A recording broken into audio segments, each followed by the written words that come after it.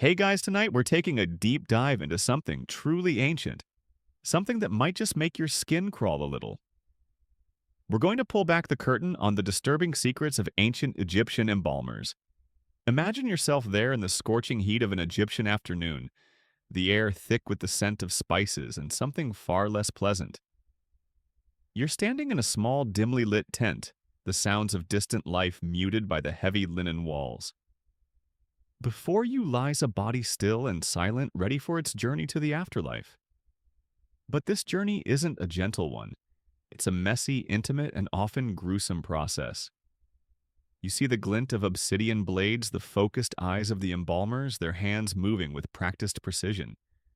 They're not just preparing a body, they're performing a sacred ritual, one that few outsiders ever witnessed. And honestly, after learning what they did, you probably wouldn't have survived the experience yourself. Not with the smells, the sights, and the sheer audacity of it all. So, before you get comfortable, take a moment to like the video and subscribe, but only if you genuinely enjoy what I do here. Now tell me, where are you tuning in from tonight, and what time is it? Drop it in the comments below. Now dim the lights, maybe turn on a fan for that soft background hum, and let's ease into tonight's journey together. You're standing on the banks of the Nile, the very lifeblood of ancient Egypt, a land where life and death danced a perpetual, intricate ballet. For the ancient Egyptians, death wasn't an end. It was merely a transition, a long nap before an eternal awakening. But to ensure this awakening to guarantee safe passage to the field of reeds, the body had to be preserved. Not just preserved, mind you, but made eternal, a perfect vessel for the soul's return. And this, my friends, is where our tale of disturbing secrets truly begins, with the first most jarring step in the embalmer's grisly ballet, the removal of the brain. You might think, oh, they just scooped it out, right? And while that's essentially true, the how is where the unsettling genius and perhaps a touch of madness truly lies. Imagine yourself as the chief embalmer, known as the supervisor of the mysteries.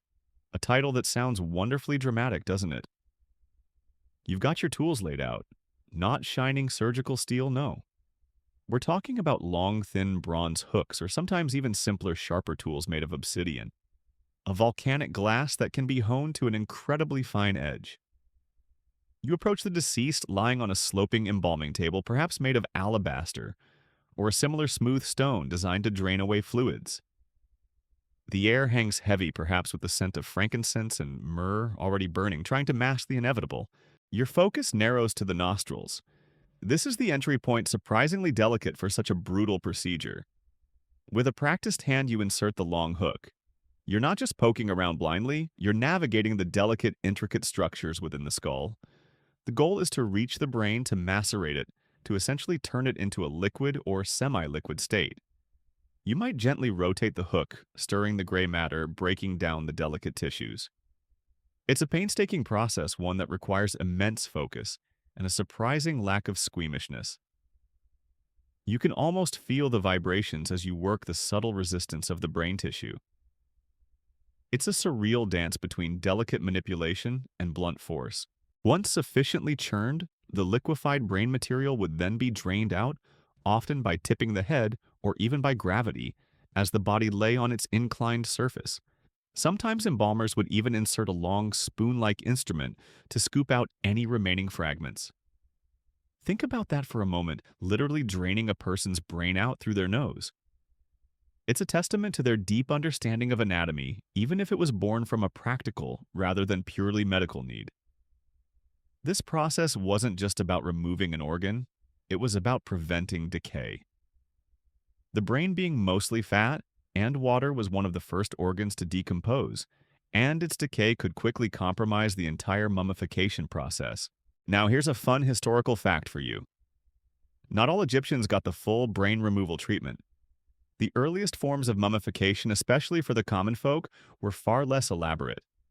Often the body was simply dried out in the desert sands and nature took its course.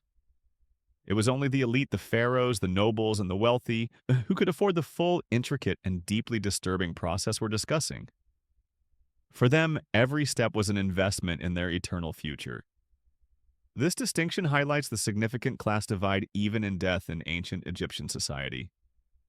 Your eternal destiny, it seems, was largely dictated by your earthly bank balance. But why the nose? Why not just crack open the skull? Well, that's where the embalmer's ingenuity shines. Opening the skull would be far more invasive, leaving a noticeable and aesthetically displeasing mark on the face. Something undesirable for a body destined for eternal perfection. The nasal cavity offered a relatively discreet entry point, preserving the outer appearance of the deceased. It was a trade-off, a messy internal procedure for an unblemished external facade. You have to admit their dedication to appearance was almost admirable, even if a tad macabre. This initial step, while crucial for preservation, also raises some interesting academic debates. Historians still debate whether the ancient Egyptians truly understood the function of the brain beyond its role in decomposition. Did they view it as the seat of consciousness or just another organ to be dealt with?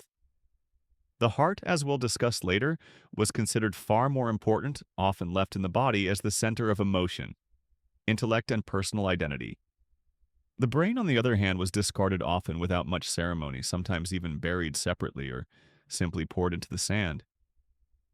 This seemingly dismissive attitude towards the brain is a peculiar detail given their sophisticated medical knowledge in other areas. It leads one to wonder if they perceived consciousness differently than we do today, perhaps seeing it as residing elsewhere within the body, or even as something that transcended the physical form entirely. Imagine the sheer physical stamina required, not just the technical skill. You're working in the heat, the air thick, the task repetitive yet demanding. The entire process of mummification could take up to 70 days, and the brain removal was just the very first step. It set the tone for the entire gruesome yet sacred journey.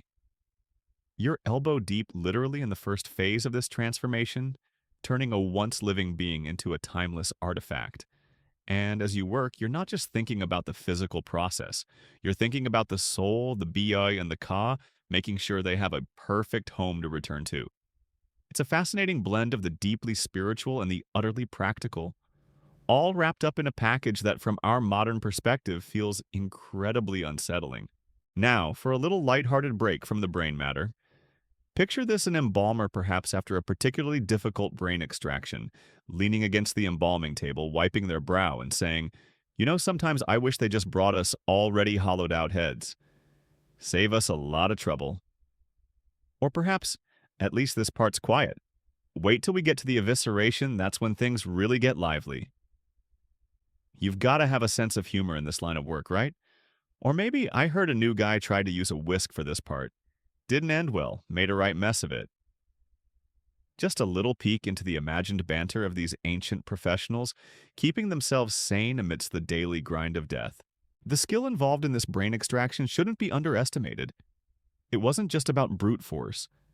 It required a delicate touch and intimate knowledge of the cranial cavity and the ability to maneuver tools in a confined space. It was a procedure passed down through generations of embalming families, a trade secret guarded closely. And each successful extraction brought the deceased one step closer to their eternal paradise. You, the embalmer, are not just a technician. You are a gatekeeper to the afterlife, a crucial link in the spiritual chain. Your steady hand ensures the continuation of the soul's journey, making you an indispensable figure in this ancient civilization. You've just witnessed in your mind's eye the unsettling precision of brain removal. Now, as the chief embalmer, you turn your attention to the next, arguably even more intimate phase of the process, the evisceration. This is where the true heart of decay prevention lies, where the most vulnerable organs are meticulously and often graphically removed. The air, already heavy with the scent of the earlier work, now promises to become even more pungent. You can almost taste the dust and the dry heat on your tongue. Before you begin, you take a moment. The body lying supine on the embalming table is a vessel, a temporary home for the Biya and Kai, the spiritual components of the individual, which will ideally return to it in the afterlife. To preserve this vessel, the internal organs, which are the first to putrefy, must be dealt with. Unlike the brain, which was summarily discarded, most of these organs held a profound significance for the ancient Egyptians, and would be carefully preserved, albeit separately. Your eyes trace the contours of the abdomen. The primary incision point traditionally was a long, deep cut along the left flank.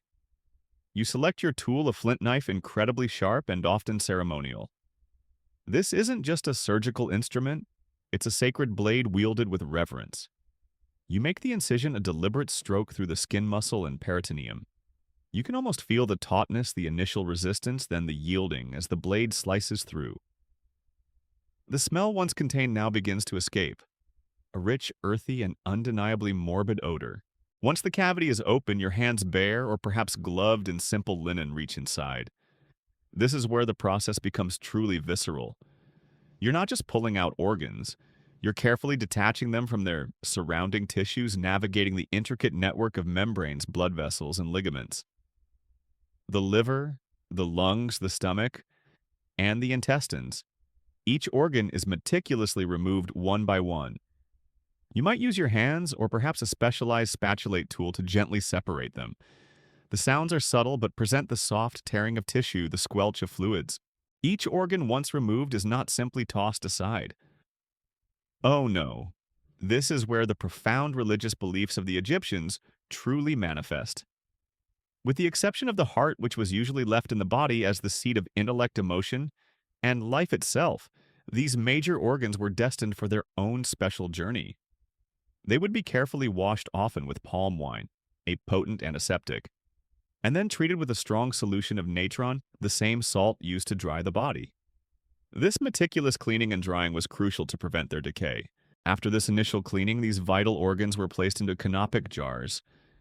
You've seen pictures of them, haven't you? Those beautiful ornate jars with lids shaped like the heads of specific deities? There were always 4 of them, each dedicated to one of the 4 sons of Horus who protected specific organs. Duamut if the jackal-headed god guarded the stomach. Kibasenu if the falcon-headed god protected the intestines. Happy the baboon-headed god watched over the lungs. Imseti the human-headed god protected the liver. Imagine the scene as you remove each organ. An assistant carefully places it into its designated canopic jar, ready for its own separate preservation and burial.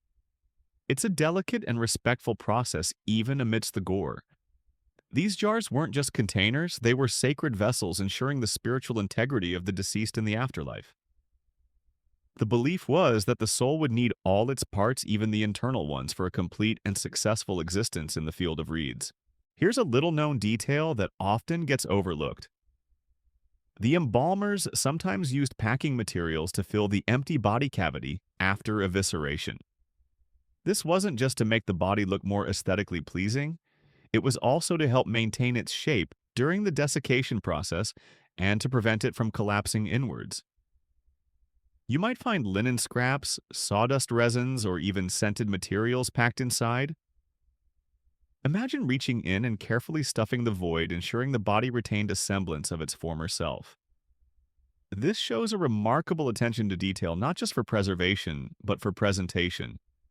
It's a subtle touch, but one that speaks volumes about their dedication to the perfect eternal form. The precise method of evisceration and the tools used could vary depending on the era and the wealth of the individual. For the most elaborate mummies, the incision might be quite small and neat, almost surgical. For others, it might be a more practical, less refined cut. This variation highlights the evolution of embalming practices over thousands of years. Early attempts at mummification were far cruder, often resulting in less than perfect preservation. But over time, the embalmers refined their techniques, learning from experience, experimenting with different substances and methods. This systematic removal of organs also sparks another fascinating academic debate. Scholars still debate the exact sequence of organ removal, and whether all organs were always removed with the same degree of care, especially the heart. While the heart was generally left in, there are instances where it appears to have been accidentally or intentionally removed, leading to scholarly discussions about the nuances of specific embalming rituals for different individuals or during different periods. This tells us that even within a seemingly rigid religious framework, there was room for variation, interpretation, and perhaps even human error. Now imagine yourself having to retrieve an organ that's slipped, or one that's particularly adhered. You're working in a confined space, relying on touch and learned anatomical knowledge. The heat is relentless, and the flies, despite any burning incense, are a constant nuisance. It's not a clean room, sterile environment like a modern operating theater. It's an open-air tent perhaps by the river subject to the elements. Yet the work goes on precise and unwavering. The importance of this stage cannot be overstated. If the internal organs were left to decay within the body, the entire mummification process would fail. The putrefaction would destroy the tissues from within, turning the perfectly preserved exterior into a crumbling shell. So, while it seems gruesome to us for the Egyptians, this evisceration was an act of profound reverence and necessity, a vital step towards immortality. You, the embalmer, are literally holding the key to eternal life in your hands, dissecting the boundary between the living and the eternal. Let's take a quick break for a laugh amidst the organs, shall we? You overhear one of the apprentices looking a little green around the gills, muttering, "I hope they invent refrigerators soon. My hands are starting to look like I've been wrestling with a particularly stubborn octopus." Or maybe, "I swear this job would be so much easier if they just came in pre-eviscerated. Think of the time we'd save." And for a third chuckle, my significant other always complains I smell like natron and old linen. I tell them it's the smell of eternal love. Just a little dark humor to get through the day, because if you couldn't laugh, you'd probably cry, or worse, faint. The skill involved in evisceration was in its own way as refined as any modern surgery. They understood the major arteries and veins, the attachment points of organs, and how to minimize damage to the surrounding tissues. This wasn't guesswork. It was a highly developed craft honed over centuries. The knowledge was likely passed down orally from master to apprentice generation after generation, ensuring the continuity of this vital practice. Each incision, each separation was part of a larger, incredibly complex ritual. You've navigated the unsettling intricacies of brain removal and the visceral process of evisceration. The body now hollowed out lies before you, a mere shell awaiting its most crucial transformation. The air, though still holding a faint metallic tang, is now dominated by a new, dry, earthy aroma. This is the scent of natron, the magical salt, that truly made mummification possible. You're about to embark on the longest and perhaps most vital phase, the desiccation or drying of the body. Imagine a large flat slab, perhaps a wooden board, or even just a prepared area on the ground, sloping slightly. The deceased, having been thoroughly cleaned inside and out with palm wine and spices, is now ready for its bath in natron. This isn't just any salt. Natron is a naturally occurring mixture of sodium carbonate washing soda and sodium bicarbonate baking soda, often with traces of sodium chloride table salt and sodium sulfate. It was found abundantly in certain desert wadis, especially the Wadi el Natron, which literally translates to Natron Valley. It's essentially ancient Egypt's super absorbent, super antiseptic wonder material. With practiced movements, you begin to cover the body. You don't just sprinkle it lightly, you literally pack it in natron. Every crevice, every fold, every inch of skin must be completely enveloped in the dry, granular salt. You pour bags of it over the body, pushing it into the empty abdominal cavity, stuffing it into the thoracic cavity, and even filling the cranial cavity where the brain once resided. The idea is to draw out every last drop of moisture from the tissues. Think of it like a giant ancient desiccator, constantly pulling water from the body through osmosis. This process would last for a staggering 70 days. You read that right? 70 days. Not a quick weekend project, but a slow, methodical alchemy. During this time, the embalmer, wouldn't just leave the body and forget about it. Oh no. You would regularly monitor the process, perhaps even turning the body or replacing saturated natron with fresh, dry batches. The wet, clumpy natron, having absorbed moisture from the body, would be removed and replaced with new, dry salt. It's a continuous, labor-intensive cycle. You can almost feel the dry, gritty texture of the salt on your hands, constantly working, constantly checking. As the days turn into weeks, you would observe the dramatic changes in the body. The skin, once soft and pliable, would become taut and leathery. The muscles would shrink, the features of the face would become more defined, almost gaunt. The body would visibly lose weight as gallons of water were drawn out. This transformation from a decaying corpse to a dried, preserved form was nothing short of miraculous to the ancient Egyptians. It was a visible manifestation of their belief in overcoming death. Here's a common historical misconception you might have heard, that the Egyptians dipped bodies in resin or some kind of liquid bath to preserve them. While resins were definitely used, as we'll discuss later, the primary method of desiccation was always with dry natron. The resin bath idea is often a misinterpretation of how deeply resin was applied in later stages, or even confusion with other cultures' embalming practices. The success of Egyptian mummification hinged on this dry, salt-based dehydration. The effectiveness of natron was truly remarkable. Not only did it draw out water, but its alkaline properties also helped to create an environment hostile to bacteria and fungi, further preventing decomposition. It was a multifaceted preservative, a gift from the desert itself. You're essentially halting the natural process of decay, turning back the clock on biological breakdown. This prolonged period of desiccation is also the source of an ongoing academic debate. Did the 70-day period have a strictly practical basis, or was it primarily driven by religious and astronomical considerations? The number 70 held significant meaning in Egyptian mythology, often linked to the duration of the dog star Sirius's disappearance from the night sky, which coincided with the inundation of the Nile. Some scholars argue that while 70 days was effective for desiccation, a slightly shorter or longer period might also have worked, suggesting that the precise duration was chosen for its symbolic significance, reinforcing the sacred nature of the process. Imagine the atmosphere during these 70 days. It wouldn't be a somber, silent vigil. Life would continue around the embalming tent. People would go about their daily routines, the distant sounds of market chatter or children playing might drift in. But within the tent, a silent, profound transformation was underway. You, the embalmer, are overseeing a delicate balance, ensuring the body doesn't dry too quickly and become brittle or too slowly and begin to decompose. It's a dance with decay, a constant negotiation with time. And now for a little bit of embalmer humor, because 70 days is a long time to be serious all the time. You might hear one embalmer grumble to another, "Another 70 days of this, my hands are drier than a pharaoh's sarcophagus in August." Or perhaps, "I told my wife I'd be home for dinner in 70 days. She just rolled her eyes. She knows what this job entails." And for the third chuckle, "Sometimes I think the hardest part of this job isn't the smell, it's remembering whose natron is whose after we've packed a dozen bodies. Don't want to mix up the pharaoh's salt with a commoner's now, do we?" The thoroughness of the natron packing was paramount. Any area not adequately covered would be susceptible to putrefaction, risking the entire mummification. You would meticulously ensure that the natron reached every nook and cranny, almost sculpting the body with the salt.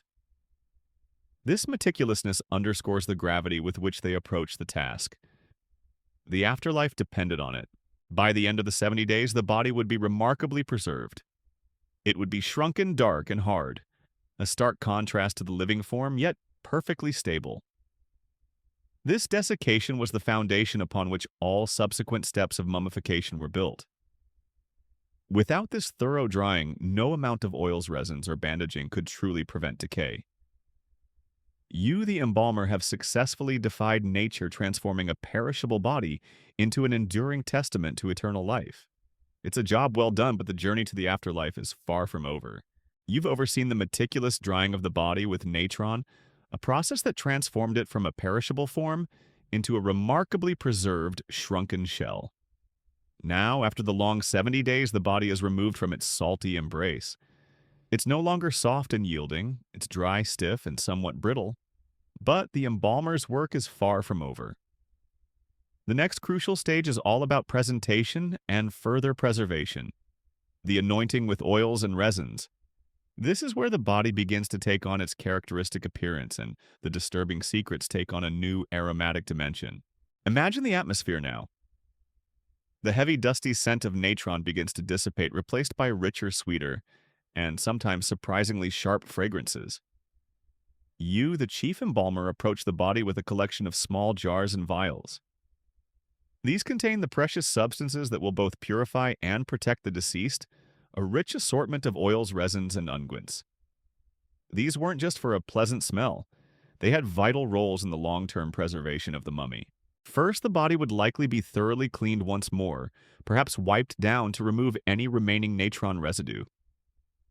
Then begins the application of the oils. You might start with various aromatic oils possibly derived from cedar juniper or even more exotic plants. These weren't merely for fragrance. Many possessed antiseptic properties, further inhibiting bacterial growth and keeping insects at bay. As you apply them, you rub them carefully into the dried skin, attempting to restore some of its suppleness and prevent it from cracking. The feeling would be almost like conditioning a very old, dry piece of leather. But the true star of this stage, the substance that gave mummies their enduring quality and characteristic dark, shiny appearance, was resin. Think of it as a natural plastic or varnish. Ancient Egyptian resins were often derived from conifers like pine or fir, but also from exotic trees like pistacia and even frankincense and myrrh. Familiar scents from religious ceremonies, but here applied with a very practical purpose. These resins, often heated to a liquid state, would be poured over the body, seeping into the skin and even into the deeper tissues. As you pour the warm, viscous resin, you watch it slowly coat the body, creating a protective, impermeable layer. This resin would harden over time, forming a durable shell that sealed the body, making it virtually impervious to moisture and decay-causing microorganisms. It was an incredibly effective, though somewhat messy process. You can imagine the sticky, tenacious nature of the substance adhering to everything it touched. Your hands would be covered, requiring constant cleaning. Here's a common historical truth: often overlooked, the type and quantity of resins used varied dramatically based on the wealth and status of the deceased. A pharaoh or a high-ranking noble would be lavished with copious amounts of the finest, most expensive resins often imported from distant lands. Their mummies would be dark, almost black, and incredibly well preserved due to the thick resinous coating. A less affluent individual might receive a much smaller, perhaps less refined application, if any at all. This highlights how even the anointing process served as a status symbol, literally coating the deceased in their earthly wealth for the journey to the afterlife. The application of resins wasn't just about pouring them on. Sometimes they were mixed with other substances like beeswax to create a more pliable unguent. These mixtures might be used to fill out sunken areas of the body, particularly the face, to restore a more lifelike appearance. Imagine carefully sculpting the features, trying to mimic the contours of the living person, using a mixture of resin and wax. It's a testament to their dedication to creating a perfect, eternal image. This stage also involved the use of various perfumed oils and unguents, some of which might have been packed into the nostrils or other cavities to provide a pleasant scent. After all, the mummification process, for all its sacredness, could be quite malodorous. The addition of pleasant fragrances was likely for the benefit of the living mourners and the embalmers themselves, as much as for the deceased. Now, for a bit of an academic debate, scholars still debate the precise alchemical or chemical understanding the Egyptians had of these resins and oils. Did they simply observe that these substances prevented decay? Or did they have a deeper, albeit ancient, grasp of their antiseptic and sealing properties? While they certainly didn't have modern chemistry, their empirical knowledge was astonishing. They understood which substances worked and they used them effectively, even if their understanding was rooted in magical or religious explanations rather than purely scientific ones. It's a fascinating blend of practical knowledge and spiritual belief. Imagine the final appearance of the body at this stage. It's no longer a shriveled, salty husk. It begins to take on a dark, lustrous sheen, almost like polished wood. The features, though shrunken, are now more defined thanks to the rehydration and shaping. The body is effectively sealed, a time capsule waiting to be wrapped. You've transformed it from a fragile, dry form into something robust and enduring. And of course, no long day of anointing with sticky resins is complete without a bit of gallows humor. You might hear an embalmer trying to scrape resin off their hands, grumble, "I swear this stuff sticks worse than a bad decision from a pharaoh. I'll be picking this off for a week." Or perhaps, "My wife asked me what I want for dinner. I told her anything that doesn't smell like cedar oil and death." And for a third chuckle, "They say the smell of eternal life is frankincense and myrrh. I say it's mostly dried sweat and the lingering odor of 100 pots of sticky hot resin. It's a dirty job, but someone's got to do it for eternity." The importance of these oils and resins cannot be overstated. They provided the final crucial layer of protection against the ravages of time and environment. The natron dried the body, but the resins sealed it, acting as a barrier against moisture and pests. Without this stage, even a perfectly desiccated body would eventually succumb to humidity and insect infestation. You, the embalmer, are meticulously applying this last vital coat, ensuring the integrity of the vessel for its eternal voyage. The scent, the texture, the meticulous application, it's all part of the disturbing yet undeniably fascinating secret of ancient Egyptian embalming. You've successfully dried the body with natron and meticulously anointed it with protective oils and resins, transforming it into a hardened, sealed vessel. The air in the embalming tent, while still carrying the ghost of earlier scents, now has a distinct, almost sweet resinous aroma. But the journey to eternal perfection isn't complete. The next crucial and arguably most iconic stage is the bandaging of the dead. The intricate wrapping in countless layers of linen. This is where the body is not just preserved but ritualistically prepared for its final resting place, a disturbing secret woven into every thread. Imagine before you piles of linen bandages. Not just any linen, but often high-quality fabric, sometimes even repurposed household linens carefully torn or cut into strips of varying widths and lengths. Some might be fine and delicate, others coarse and sturdy. The sheer quantity of it is astounding. A single mummy could require hundreds of square meters of fabric. You, the embalmer, or perhaps a team of skilled assistants, are about to embark on a painstaking, almost meditative process that could take weeks in itself. The wrapping began with the extremities, often the fingers and toes, each digit meticulously wrapped individually. Then the limbs, the head, and finally the entire torso.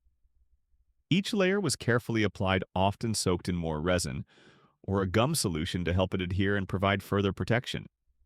You can almost feel the smooth, slightly stiff texture of the linen as you work the steady rhythm of wrapping, smoothing, and sealing. The aim wasn't just to cover the body, it was to create a protective cocoon, a series of impenetrable layers.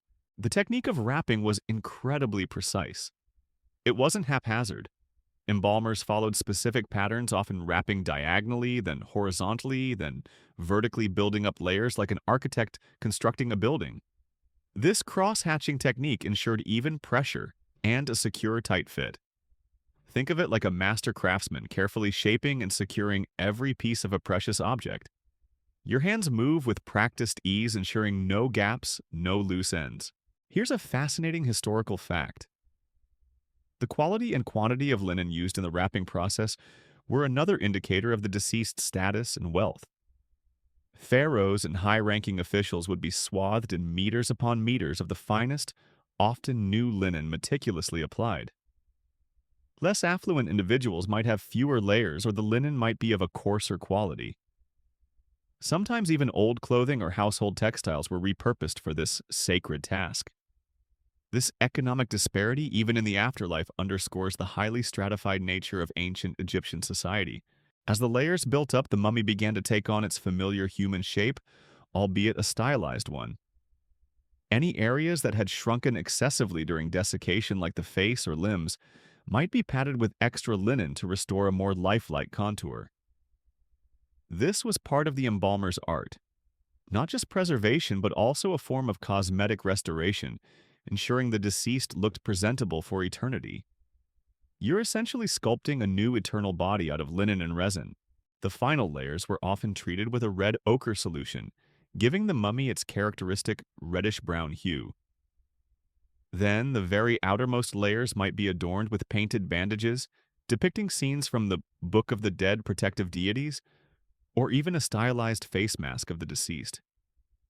These visual elements weren't just decorative, they were vital magical components guiding and protecting the soul on its journey through the underworld.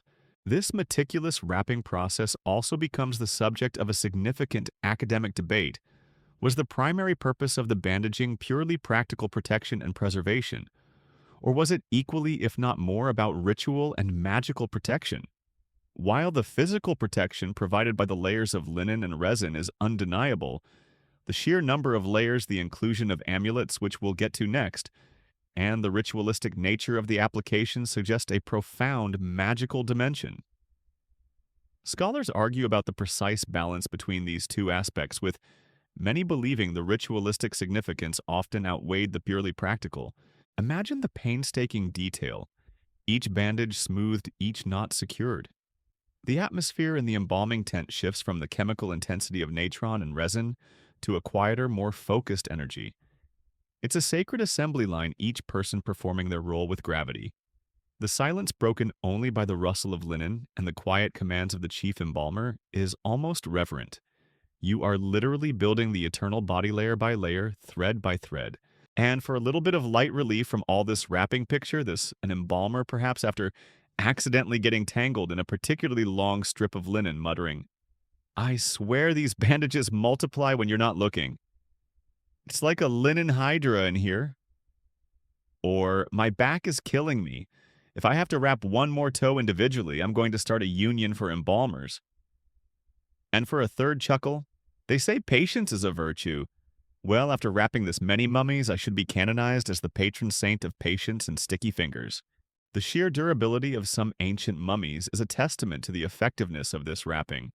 When archaeologists unwrap a mummy today, they are often astonished by how well the layers have held together, a testament to the skill and dedication of those ancient embalmers. The linen soaked in resin forms a remarkably resilient casing that has protected the delicate remains for thousands of years. You, the embalmer, have not just prepared a body, you have crafted a masterpiece of preservation, a silent sentinel against the relentless march of time. The disturbing secrets of their methods are now intimately known to you, woven into every single bandage. You have watched meticulously as the mummy was dried, embalmed, and wrapped in linen, layer upon layer of linen, as a promise of eternity. Now the body is sealed almost complete, but there is still an invisible layer of protection, a deeper secret hidden between the layers, the talismans, and charms.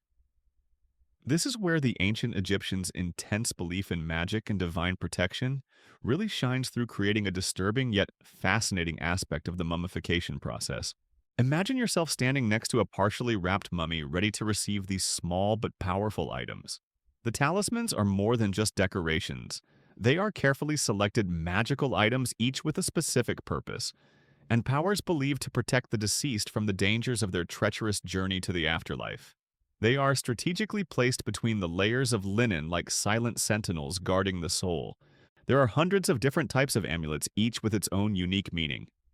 You'll see scarab symbols of rebirth and the rising sun often placed on mummies' chests, sometimes replacing the heart if it's removed. You'll also see the Jed pillar, a symbol of stability and strength associated with the god Osiris, or the Tit or Isis knot, a protective symbol associated with the goddess Isis and her ability to protect the dead. You can feel their tiny weight in your hand, the shapes intricately carved from semi-precious stones, metals, or even ceramic. A common historical fact about these amulets is that they were often made from different materials depending on the value and purpose of the amulet. Green jade, red carnelian, gold baked clay, and glass were popular choices. The colors also had meanings. For example, green symbolized rebirth, while red represented strength and life. The variety of materials reflects both the abundance of resources and the complexity of the Egyptian belief system. As you continue to wrap the mummy, you'll carefully place each talisman in its proper place. Each talisman has a specific location and is often accompanied by a spell or a verse from the Book of the Dead, a collection of spells and magical formulas that help the deceased navigate the dangers of the underworld. As you place the scarab on your chest, you might silently recite a spell, asking it to protect the heart from testifying against the deceased at the judgment of Osiris. It's more than just a physical act, it's a magical ritual imbued with intention. A unique or little-known detail is that the number of amulets placed on a mummy could run into the hundreds, especially for pharaohs and wealthy individuals. Tutankhamun's mummy, for example, was found with nearly 150 amulets and jewels hidden within its linen layers. This was more than just superstition. It was a comprehensive magical armor designed to envelop the deceased in a web of protection and blessing. You can imagine the meticulous work that went into placing each of these tiny items, precisely ensuring that no enemy of the soul could penetrate this layer of protection.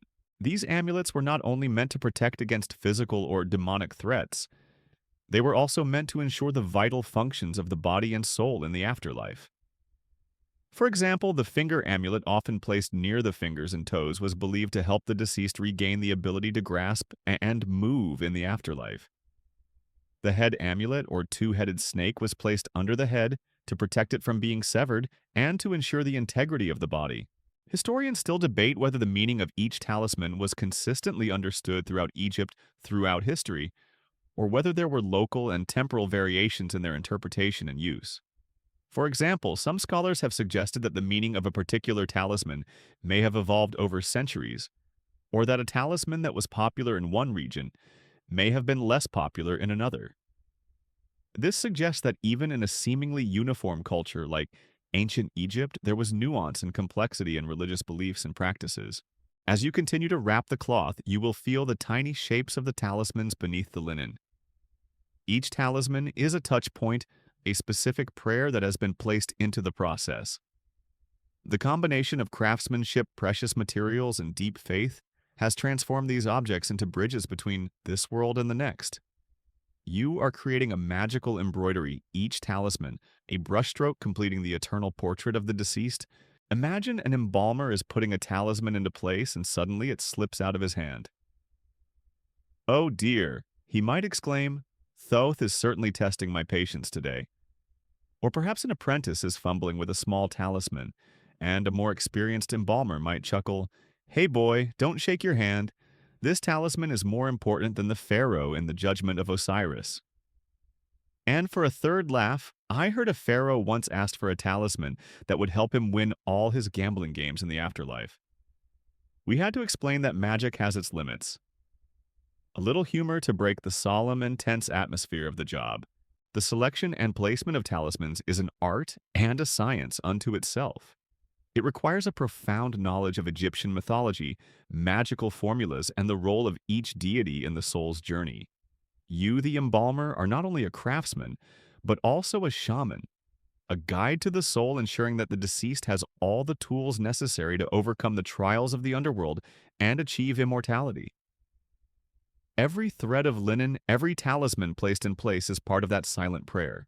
You have finished wrapping the mummy in hundreds of layers of linen, carefully placing protective talismans between each layer. The mummy is now a wrapped, heavy, sacred figure. The atmosphere in the embalming tent has become solemn, as if the space itself is preparing for a momentous moment.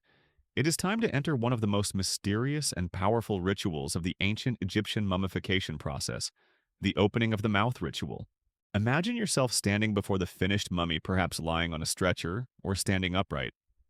Surrounding you are priests wearing masks of the heads of gods, especially the priest with the mask of Anubis, the jackal-headed god of the dead and mummification. The light from torches or oil lamps dances on the walls, creating eerie shadows and adding to the mysterious atmosphere. The ritual does not take place in the secrecy of the embalming tent, but is often performed in public outside the tomb, or just before burial in front of family and the community. What was the purpose of this ritual? It wasn't to literally make the mummy talk or eat. Instead, it was to restore the deceased's senses: sight, hearing, smell, taste, and speech. The ancient Egyptians believed that although the body was preserved, the soul would need a complete body capable of sensing and interacting with the afterlife. The opening of the mouth ritual ensured that the deceased could see the gods, hear judgments, smell the scents of offerings, taste food, and most importantly, say their name and the prayers necessary to overcome the trials of the underworld. You, as the officiant, will use a special set of ritual tools. The most prominent item is the ceremonial pick, usually made of iron or flint, shaped like a mason's pick, but with a long handle. Other tools may include a snake-shaped knife or other type of knife to touch the mummy's mouth and eyes. This is not a rough act. Each gesture is performed with care and sacred meaning. You gently touch the mummy's mouth, eyes, nose, and sometimes ears with the pick, while chanting powerful incantations from the Book of the Dead. A common historical fact is that the origins of the opening of the mouth ritual are believed to have come from the rituals of carpenters who used chisels to open statues or effigies, bringing them to life. Over time, the ritual was adapted and expanded to apply to mummies, symbolizing the reawakening of the deceased's senses. The use of tools and symbolic gestures suggests that this was a magical rather than physical act, a way to reboot the body for use in the afterlife. During this process, other priests may perform additional actions. They may offer incense, recite hymns, and even perform animal sacrifices, sometimes placing the leg of a sacrificed calf into the mummy's mouth as a symbolic act of transmitting life. The air is filled with chanting the heady scent of frankincense and myrrh, and the tension of a ritual that determines eternal fate. One unique or little-known detail about this ritual is that it was not only performed on mummies, it was also applied to statues of the deceased images of gods and even figurines in tombs. This suggests that the ancient Egyptians believed that this ritual could give life or energy to any object that was thought to represent a living entity. The concept of opening the mouth was not limited to mummification, but was a broader principle of giving life to non-living objects through ritual. The importance of this ritual to the soul cannot be overstated. Without the opening of the mouth ritual, the deceased would be deaf-blind and unable to interact with the afterlife, stalling their journey and preventing them from achieving eternal existence. This is the final step in activating the mummy, transforming it from a preserved corpse into a viable home for the spirit to return to. You are giving the deceased their voice, which will echo through the halls of the Duat. This has led to an open, scholarly debate.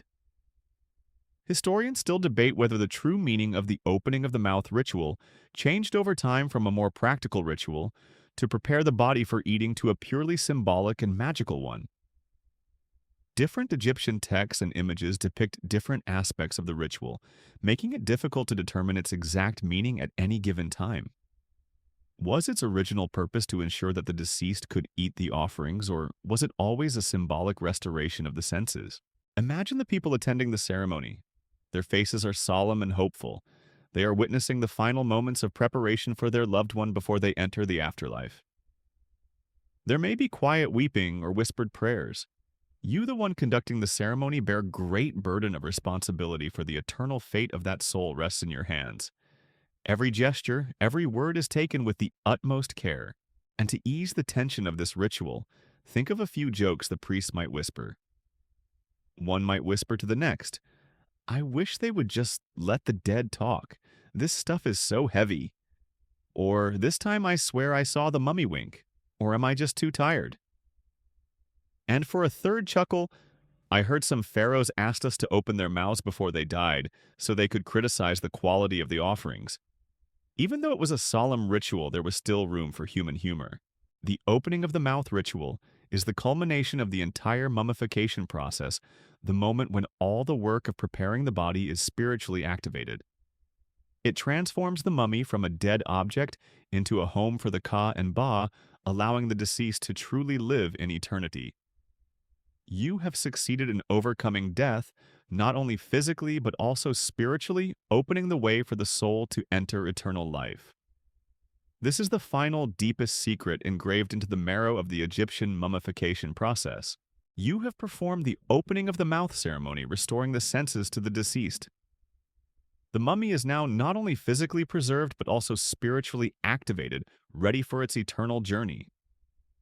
The air in the embalming tent, once filled with foul odors and chemicals, is now purified, permeated with the scent of frankincense and a sense of sacred completion. It is time to enter the final stage of preparation, the coffin and burial, taking the deceased into their eternal home. Imagine you are standing in a large hall, perhaps a funeral chapel, or the very entrance to a mausoleum. The mummy, perfectly wrapped and sacred, is no longer on a table or a stretcher. It is being placed in its final resting place, a coffin, and then a sarcophagus. These are not just boxes.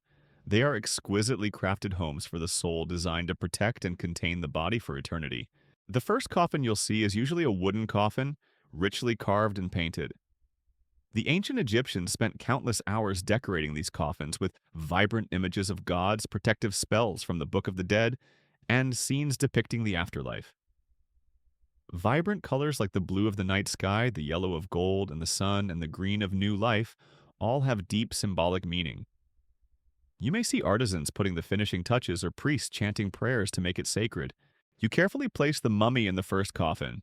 It should fit perfectly like a second shell. For the wealthy, there may be multiple nested coffins, each more ornate than the last. The innermost coffin may be molded in the shape of the mummy with a meticulously painted face to resemble the deceased. Think of it as a set of luxurious, sacred Russian dolls. Each shell adds a layer of protection not only against grave robbers but also against the demonic forces of the underworld. Once the mummy is placed in the coffin, it is placed inside a sarcophagus, a huge stone box often made of precious stones, such as granite basalt or quartz. These sarcophagi cannot be moved. They are designed to remain in the tomb forever. You can feel the coldness of the stone, its solidity, as you help move the coffin inside. Its weight suggests an unshakable sense of eternity. It is a well-known historical fact that these sarcophagi were often decorated inside and out with detailed religious texts, including hymn spells and maps of the afterlife. This was not only for decorative purposes but also as a form of spiritual insurance. Even if the papyrus scrolls of the Book of the Dead were lost or damaged, the spells needed to guide the deceased through their ordeals were permanently engraved on the sarcophagus. A mausoleum is more than just a burial place, it is an eternal home. In the tombs of wealthy people, you will find rooms filled with burial objects, furniture, clothing, food, jewelry, weapons, and thousands of small statues called ushabtis. These ushabtis, often made of terracotta or ceramic, were believed to come to life in the afterlife and perform labor on behalf of the deceased. You can sense the air of wealth and careful preparation, each item carefully placed to serve the deceased in the afterlife. A unique or little-known detail is that in some cases mausoleums house not just one but multiple generations of family members. Mausoleums are not always a private place for an individual. Families will build elaborate crypts where multiple members can be buried together over the course of centuries. This creates an underground village of the dead where family members continue to live together in eternity. You can imagine the strange intermingling of souls in those dark chambers. Once everything is in place, the tomb entrance is sealed. For pharaohs and important figures, the entrance is often cleverly concealed and locked with royal seals in the hope of deterring tomb robbers. You can hear the heavy stones sliding into place, a final sound that echoes in the silence before the entrance is sealed forever. This is a moment of solemnity and regret as family and friends say their final goodbyes. This has led to an open, scholarly debate. Historians still debate the extent to which the Egyptians genuinely believed that tomb sealing could protect against tomb robbers, or whether it was primarily a ritual act to ensure the peace of the deceased. Evidence of widespread tomb robbing suggests that sealing attempts were often unsuccessful, but did the Egyptians continue these rituals out of a strong belief in them, or simply out of tradition? The constant struggle between the physical necessity of protecting possessions and the spiritual belief in the peace of the soul is a fascinating aspect of the study of Egyptian tombs. As the tomb doors close, you can sense the end of a long and complex process. You have witnessed a human being transformed from body to soul, prepared for eternal life. From the first moment of removing the brain to the final moment of sealing the tomb, every step is imbued with ritual magic and an unwavering belief in the afterlife. And now, to add a little humor to this solemn atmosphere, you might hear a mason complain, "It's heavier to close the stone door than it was to build the pyramid myself. I swear I'll never see another big stone again in my life." Or a guard whispers to his companion, "I hope this pharaoh has a lot of gold. Otherwise, what's the point of all this work?" And for a third chuckle, I heard some families even want us to put a plate of fresh bread in the tomb, just in case the deceased gets hungry after a long sleep. At least that's a nice request. These jokes, dark as they are, show that even in the most solemn moments, people find ways to cope with the heaviness of death. Burial is the physical end of the journey, but the beginning of eternal life. The tomb is now a miniature world for the deceased, fully equipped to meet their every need in the afterlife. You, the embalmer, have done your job. You have not merely preserved a body, you have laid the foundation for immortality, creating a physical link between this world and the next. This is the ultimate secret of the ancient Egyptian embalmers. They were not just doers of death, they were life makers. You have witnessed the transformation, preparation, and burial of the deceased, ensuring their passage to eternity. The tomb has been sealed, the burial objects have been placed, and a solemn peace has descended upon the final resting place. But sadly for many mummies and tombs, that peace was not to last. It is here that we come face to face with a darker and equally disturbing aspect of ancient Egyptian history: tomb robbers, and the dark legacy of desecration. Imagine tomb robbers, not the polished archaeologists we know today, but rough, reckless, and often desperate men, driven by the promise of unimaginable riches. Even in ancient times, Egyptian tombs were lucrative targets. The promise of gold, jewels, and other precious objects buried with the dead was irresistible. You can feel the tension in the air in the dark, the smell of dust and damp stone as these thieves stealthily approached ancient structures. They often work in the dark, using simple tools like crowbars, picks, and dim oil lanterns. They have no compasses or detailed maps.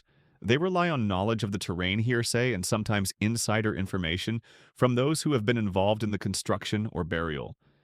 You can hear the scraping of stones, the urgent whispering, and the pounding of your own heart as they attempt to break through the sacred seals and barriers designed to protect the dead. When they enter the tomb, the scene that confronts them, and you, is one of desecration. Funeral objects are overturned, canopic jars may be shattered, and coffins may be violently pried open. Mummies once meticulously crafted and sacred may now be dragged from their resting place, their linen torn apart in search of gold talismans or precious jewels.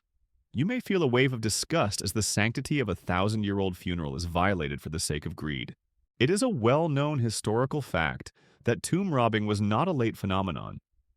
It began as early as the Old Kingdom and became such a serious problem that the kings of the New Kingdom, including the famous Pharaoh Thutmose I, attempted to hide their tombs in the Valley of the Kings, a remote canyon on the west bank of Thebes, rather than build massive, conspicuous pyramids. Even this strategy was only partially successful, as most of the tombs in the Valley of the Kings were eventually ransacked. This suggests that tomb robbing was a persistent and intractable problem that Egyptian rulers struggled with for millennia. Grave robbers weren't just after gold and jewelry. Even seemingly less valuable items such as pottery, linen, and even ushabtis were taken to be sold on the black market. There are even stories of mummies being destroyed for superstitious purposes or crushed for medicinal purposes in the Middle Ages, when mummy powder was believed to have healing properties. You can see the traces of this destruction, the shattered remains of a once magnificent legacy. One unique or little-known detail is that there are detailed records of tomb robbery trials from the New Kingdom. Papyrus documents such as the Amherst Papyrus and the Abbott Papyrus record the confessions of tomb robbers and how they entered the tombs, detailing which tombs were looted and what was taken. This provides insight into how widespread the crime was, and the efforts of the authorities to combat it, even if they were often unsuccessful. You can hear the testimony of a robber trying to justify his actions, while the stern officials recorded every detail. The devastation caused by tomb robbers was immense. They didn't just take property, they destroyed priceless historical evidence, ripping up papyrus records, smashing statues, and damaging tomb structures. From a modern archaeological perspective, the damage caused by tomb robbers is irreversible, wiping out important details about ancient Egyptian life and belief. You can feel the sadness of this loss as a part of human history is erased forever. This has led to an open scholarly debate. Historians still debate the extent to which ancient Egyptian officials themselves were involved in tomb robbing activities, especially during periods of political decline and turmoil. Some evidence suggests that in times of hardship, even those charged with protecting tombs participated in the looting, or at least turned a blind eye. Was tomb robbing simply the crime of desperate individuals, or was it a sign of systemic corruption within the Egyptian government? This question complicates the picture of tomb protection and respect for the dead. Imagine the look in the eyes of a tomb robber when they see the glittering gold in a dark tomb, greed overcoming any fear of curses or vengeance from the gods. They are willing to face any danger, any trap to get their hands on such riches. The risk, the excitement, and the inhumanity all are combined in these acts of plunder. And to lighten the mood, there were a few jokes that the tomb robbers might whisper to each other. One robber might whisper, "I swear this time we'll find a coffin that isn't sealed with every spell I know. This Egypt looks like it needs some more modern locks." Or another would say, "I hear this pharaoh is stingy. We might just find a mummy and a few loose coins." And for a third laugh, if I have to crawl through another rat tunnel, I'll ask to be buried in a house above ground. At least there'll be a draft. No matter how dark their work humor was always present. The legacy of tomb robbers is a permanent scar on the annals of ancient Egypt. So much treasure was lost forever, so much history was destroyed. But by studying the remains and the records of the trials, we can piece together a story of human greed and the relentless pursuit of afterlife treasures. While the embalmers did everything they could to protect the dead, the tomb robbers had an equally strong will to destroy that eternal peace. It is a disturbing secret, a reminder that even eternity can be violated. You've been through the grisly rituals of ancient mummification, witnessed the meticulousness of the embalmers, and the destruction of tomb robbers. The mummy, a symbol of Egyptian immortality, has survived millennia, weathering time and trespassers. But how do we, the moderns, understand these ancient secrets? This is where we enter the world of modern mummification, the science unveiled, where modern scientists and technology unlock the previously unknown methods and mysteries of the Egyptian embalmers. Imagine not a dusty embalming tent, but a modern laboratory filled with bright white lights and gleaming high-tech equipment. Archaeologists and forensic scientists are examining mummies using technologies unimaginable to the ancient Egyptians. We no longer have to violently open mummies. Instead, we can peer through layers of linen and bone to reveal the secrets within. Advanced technology like computed tomography CT scanning has revolutionized the way we study mummies. You can see detailed 3D images of a mummy on a computer screen, showing bones, teeth, and even tiny objects trapped inside. CT scanning allows us to explore details without having to touch or damage the precious mummy. You can see broken bones that haven't healed, signs of disease, or even tiny amulets left behind between layers of cloth. Scientists also use chemical analysis to pinpoint the exact substances used by the ancient Egyptians. By taking small samples of resins, oils, and natron from mummies, they can use techniques like gas chromatography mass spectrometry, GCMS, to analyze their chemical composition. You can see scientists examining intricate graphs each peak indicating the presence of a specific compound, resin balm, beeswax, or even pitch. This has helped us better understand the secret recipes used by the embalmers and how these substances have preserved the body so effectively for thousands of years. It is a well-known historical fact that modern science has confirmed that the ancient Egyptians were truly masters of experimental chemistry. Studies have shown that they used a complex and time-varying mixture of resins, oils, and fats, many of which had antibacterial and antifungal properties. This was no accident. It was the result of centuries of trial and error passed down from generation to generation. In addition, ancient DNA analysis has begun to open new doors. Although the DNA in ancient mummies is often fragmented and difficult to recover, scientists have had some success decoding DNA from hair bones and teeth. You can imagine a geneticist examining DNA sequences under a microscope, hoping to find clues about the genetic origins of ancient Egyptians, the relationships between pharaohs, or even the genetic diseases they suffered from. One unique or little-known detail is the advanced medical techniques used to detect medical conditions in mummies. For example, CT scans have revealed signs of atherosclerosis, hardening of the arteries, in many Egyptian royal mummies, suggesting that even with their supposedly healthy diets, they still faced health problems similar to ours today. You can see calcified plaques in the arteries of an ancient pharaoh, evidence that heart disease was a part of life thousands of years ago. Modern research has also recreated some aspects of the mummification process to better understand it. Several projects have attempted to embalm donated bodies, using ancient methods to observe the decomposition and preservation process. You can see scientists monitoring these experimental mummies, recording temperature, humidity, and chemical changes, providing a realistic look at what happened during those fateful 70 days. This has led to an open academic debate. Scientists still argue about whether it is possible to completely recreate the ancient mummification process, given the lack of precise recipes and the variability in ancient materials.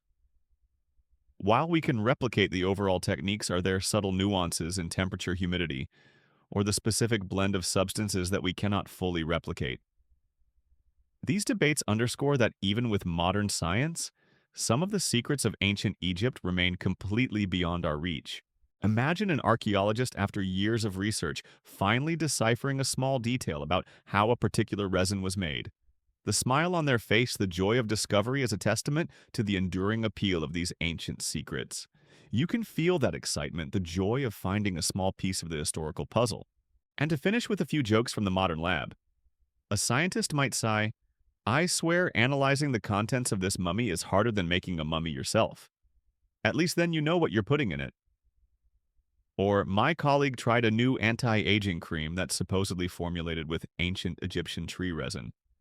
He looked a little dry and sticky, but at least he looked immortal." And for a third laugh, I heard some archaeologists tried eating some bread from the tomb. They said it was a little dry, but probably the best they'd tasted in 3,000 years. Humor is a powerful tool, even when faced with the grim evidence of history. Modern science has uncovered secrets that have been hidden for millennia. We have gone from simply marveling at the existence of mummies to deeply understanding the techniques, chemistry, and beliefs behind them. While some things remain a mystery, each new discovery enriches our understanding of the ancient Egyptians and their extraordinary belief in life after death. From flint knives to CT scans, we now hold the disturbing yet inspiring secrets of the ancient Egyptian mummies.